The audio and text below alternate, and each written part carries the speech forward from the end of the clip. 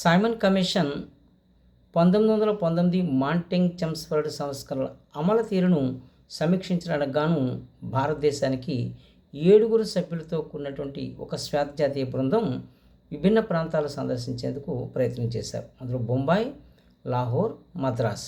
మద్రాస్ ప్రాంతం 1928 ఫిబ్రవరి 26వ తేదీన చేరుకోగానే భారతీయులంతా ముఖ్యంగా ఆంధ్రులు ఐచ్ఛికంగా హర్తాళ్ళు, నిరసన ప్రదర్శనలు చేపట్టారు.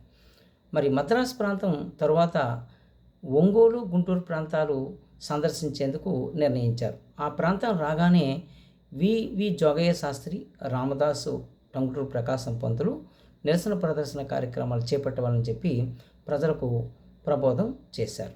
అదేవిధంగా వారు తర్వాత తెనాలి రైల్వే స్టేషన్లో కూడా సందర్శించడం జరిగింది.